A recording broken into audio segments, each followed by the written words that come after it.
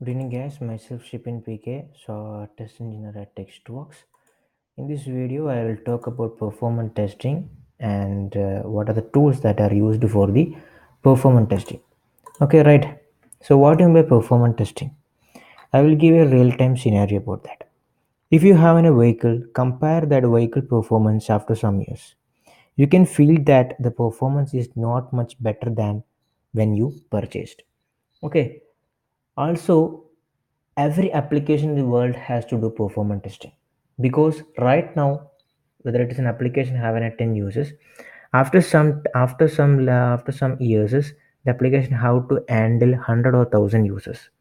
So how much the request of that application will be respond to a customer. So we have to do performance testing that application. Okay, so the main aim of that performance testing is that to ensure a software application will perform well under their expected workload. Okay, also the main aim of the performance testing is to eliminate the performance bottleneck. Okay, so performance testing is basically to find the bottleneck, not a bug.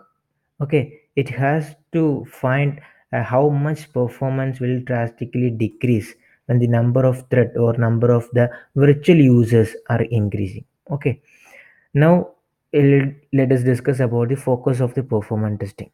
Speed, scalability, stability are the three main importance of the performance testing. So what do you mean by speed? Speed means how much the application responds quickly. Okay. Scalability. What do you mean by scalability? Scalability means is the maximum user load. How the software application can handle the maximum user load. Okay, so we have to check the scalability of that application, and also we have to check the stability, whether it is stable under varying load. Okay, then why we do performance testing? It has to do performance testing because of the customer with better website. To engage the customer with better website speed.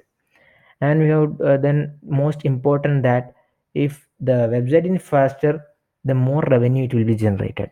Because when we look on the e-commerce application or banking application, they have a payment gateway, so the application has to respond quickly to the customer. So if the website or an application will respond quickly to the customer, the more revenue it will be generated. Also we have to remove the bugs when it goes to the market, or when you have to deploy that project, we have to remove all the bugs in that application. Okay, so then we have to check the application robustness. If it is in critical conditions like a network issue or cyber attacks or virtual threats, we have to ensure that whether the application is still robustness. And then support market claim is there and hand to check the scalability, stability, and dependability of the application. Okay, this is basically why we do the performance testing. Okay, then we will explain the performance testing process. First of all, we have to identify the environment. So this indicates that what are the tools that are used for the performance testing, and determine the performance criteria. If the client said to the performance testing team, you have to given the performance of that application within 100 users. Now after some years they tell us that we have to do in 1,000 users. So this is the basically performance criteria. So we have to plan and design that, and after that we have to configure that test environment and implement that test design and run test and get the result. Okay, then this is the common performance bottlenecks. Okay, the bottlenecks may be due to the CPU utilization, memory utilization, network utilization, and operating system limitation. Maybe is due to disk usage. Okay, these are all the causes that are maybe develop as bottleneck for that application. Okay, right. Then when we go to the types of performance testing, load testing, stress testing, and volume testing are there. So what do you mean by load testing? Suppose I will be a client. So my requirement is that in my application there are only 100 users are at a time. There are concurrent 100 users are there. This is load testing. So we have to given that have given 100 user as expected number of users. Okay, so it will be tests that behavior of both normal and peak load condition. Then we have the other test is stress testing. Stress testing means is we increase the load. We increase the load beyond the expectation. So we can design more robust system by using stress testing. Okay. Then another one is volume testing. Volume testing means is that it handle the large amount of data. This is basically focused on the database testing. Okay, this is volume testing. Then we move to the Jmeter. Okay, then most of there are so many tools that are used for performance testing. Okay, now the most currently and better tool to do performance testing is Apache Jmeter. So why it is used? Because it is an open source Java software. Okay, it is designed to load a test functional behavior and measure the performance of that application.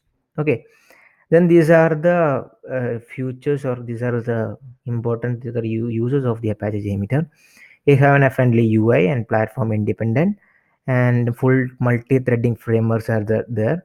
Open source license, highly extensible and support multi-protocol, and visualize the test result. If you want to get that result in a like in a chart, maybe like that, it will be get through the Apache JMeter. Okay. Now I will move to my command prompt. I will show my Apache JMeter. Because I'm using Ubuntu, I have to use I have to use command prompt. So I will run in command prompt. First of all, I will get into that folder, bin folder. Then I will slash jmeter is command to run the Apache jmeter. Now the jmeter will be run. So this is the jmeter. Okay, this is jmeter. So this indicates the left test plan pane, and this indicates the test configuration pane. Okay, so I will add a thread.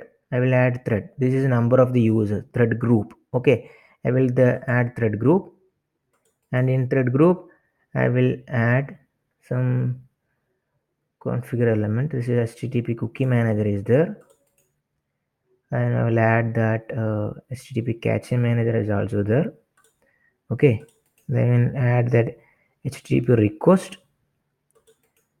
Then I will add, I want to see the result in tree mode.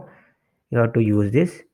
If I want to see the result in summary report, we have an option for that. Okay, so this is thread group. Okay, suppose we will go to first, we will go to HTTP request. This is HTTP request. Suppose I will give us www.google.com. I want to do performance testing of google.com. Okay, when number of thread is 10, number of thread is 10, within 1 second it has to execute the number of thread. So simultaneously 10 users are using www.google.com website in 1 second. So we have a lot of option to in given in Apache JMeter. If you want to execute this cases in one time, the loop count will be 1. Okay, so this is mean the number of thread and ramp up period and the loop count. So also if we use cookie manager, click on the clear cookie for each iteration. In each iteration we have to clear the cookies, and we have to clear the cache at each iterations, and we have an option for view result tree and summary report. Then when I will run that, so I have to save my file. So I will save as a user result tree.jmx file. All the file as saving as a .jmx file in by using Apache JMeter. So my test case was run. So this is the HTTP request, and you can see that response code and response messages are there. Okay, now I want to get the report. So I will go to command prompt. I will copy the command prompt. A dashboard report is very helpful for the client.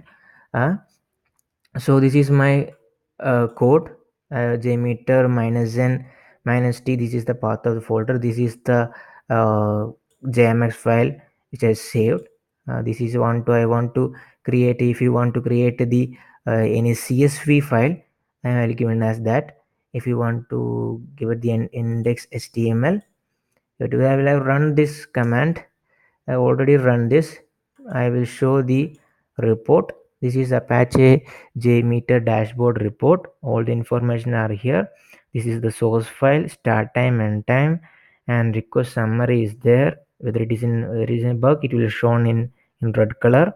Okay, so this is the main status table. It will shows the response time. Response total response time means is how much it will take, whether you send a request to a server, and the server will respond to that request. This is the response time. So it will show as average, minimum, maximum, 90th and percentile. And there is a throughput transaction per second is there. Network speed is also mentioned here. If you have an error, it will be shown in the error module. So you can see the top 5 error by sampler. Okay, the main importance of a dashboard report, that if you see the result in various charts, we have a lot of option in Apache JMeter dashboard report. Response time over time chart is there. Response time percentile over time chart is there. Active thread over time, whatever you want, it is fully in their dashboard report. Okay, so I will also shown as the throughput hits per second. Should shown as hits per second chart, total transaction per second chart. Okay, right. This is basically about the dashboard report, and this is basically how to use the JMeter and how to create the dashboard report. Now I will introduce a new plugin, that Blazemeter. Blazemeter is also plugin.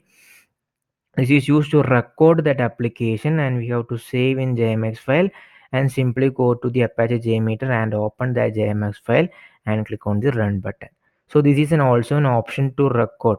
If you want to record the application, very long applications, you have an option for that. Okay, there are how many tools are there. Okay, so this is all about Apache JMeter and the performance testing.